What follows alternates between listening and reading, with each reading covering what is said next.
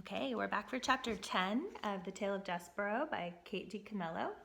And when we left off, poor Despereaux was being led to his fate, to the Mouse Council, by his own brother, Furlough. Okay, chapter 10, Good Reasons. The entire mouse community, as instructed by the most very honored head mouse, had gathered behind the wall of the castle ballroom. The members of the Mouse Council sat atop 3 bricks piled high, and spread out before them was every mouse, old and young, foolish and wise, all who lived in the castle. They were all waiting for Despereaux. "Make way," said Furlough. "Here he is. I've got him. Make way." Furlough pushed through the crowd of mice, and Despereaux clung to his brother's tail. So I'm imagining this like on the floor of my living room, and how big and grand the scene must be to the mice, 3 bricks piled high, but how small that would look to us.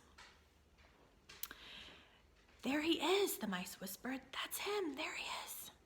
He's so small. They say he was born with his eyes open." Some of the mice pulled away from Despereaux in disgust, and others, thrill seekers, reached out to touch him with a whisker or a paw. "The princess put her finger on him. They say he sat at the foot of the king." "It is simply not done," came the distinctive voice of Despereaux's Aunt Florence. Make way," shouted Furlough. "I have him right here. I have Despereaux Tilling, who has been called to sit with the Mouse Council." He led Despereaux to the front of the room. "Honored members of the Mouse Council, I have brought you Despereaux Tilling as you requested to sit with you." He looked over his shoulder at Despereaux. "Let go of me," he said. Despereaux dropped Furlough's tail. He looked up at the members of the Mouse Council. His father met his gaze and then shook his head and looked away. Despereaux turned and faced the sea of mice. "To the dungeon!" a voice cried out. "Straight to the dungeon!" Despereaux's head, which had been full of such delightful phrases like happily ever after and lovely ears and I honor you, well, it suddenly cleared. "Straight to the dungeon!" another voice boomed. "Enough," said the most very honored head mouse. "This trial will be conducted in an orderly fashion. We will act civilized." He cleared his throat. He said to Despereaux, "Son, turn and look at me." And is this civilized at all, sending one of your fellow mice to the dungeon, like your son? I don't know if it's civilized. Despereaux turned. He looked up and he turned into the head mouse's eyes. They were dark eyes, deep and sad and frightened eyes, it looked.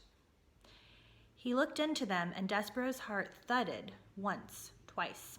"Despereaux Tilling," said the head mouse. "Yes, sir," said Despereaux. "We, the 14 members of the Mouse Council, have discussed your behavior. First, we will give you a chance to defend yourself against these rumors of your egregious acts.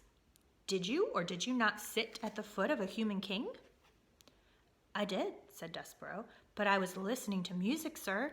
I was there to hear the song that the king was singing."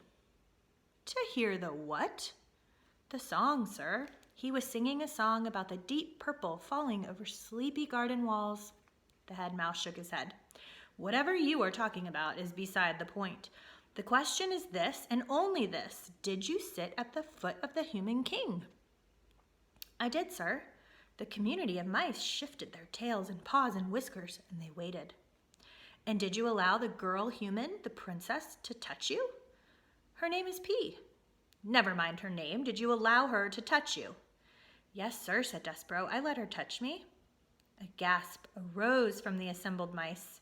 Despereaux heard his mother's voice. "Mon Dieu!" "It is not the end of the world. It was just one touch, wasn't it?"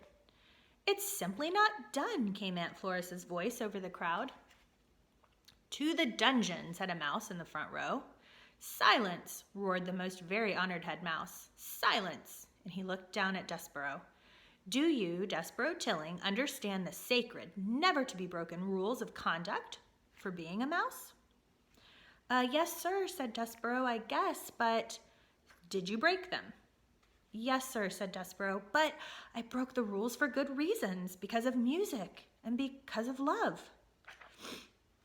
"Love," said the head mouse. Oh, cripes, said Furlough. Here we go. I love her, said Despereaux. We're not here to talk about love. This trial is not about love. This trial is about you being a mouse, shouted the most very honored head mouse from high atop the bricks.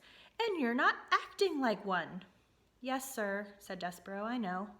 No, I don't think that you do know. And because you do not deny these charges, you must be punished. You are to be sent, as ancient castle mouse law decrees, to the dungeon. You are being sent to the rats. That's right, shouted a mouse. That's the ticket. The dungeon? The rats? Despereaux's small heart sank all the way to the tip of his tail. There would be no light in the dungeon, no stained glass windows, no library, no books. There would be no Princess P. But first, said the most very honored head mouse, we will give you the chance to renounce your actions. We will allow you to go to the dungeon with a pure heart. Renounce? Repent? Say that you are sorry? Say that you're sorry you sat at the foot of a human king?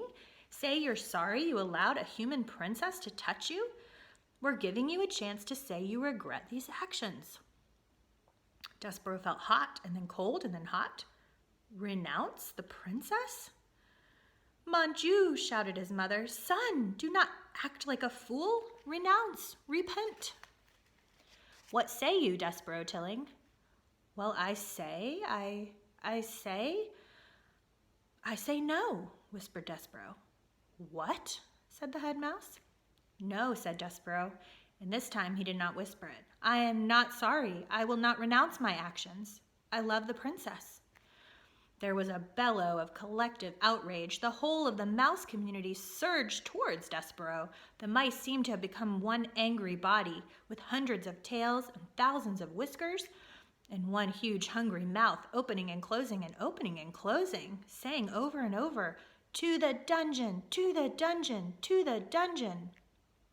The words pounded through Despereaux's body with each beat of his heart. Very well, said the most very honored head mouse. You will die then, with a black heart. You will die, Threadmaster. Bring out the thread, he called. Despereaux marveled. Despereaux was marveling at his own bravery. He admired his own defiance. And then, reader, he fainted.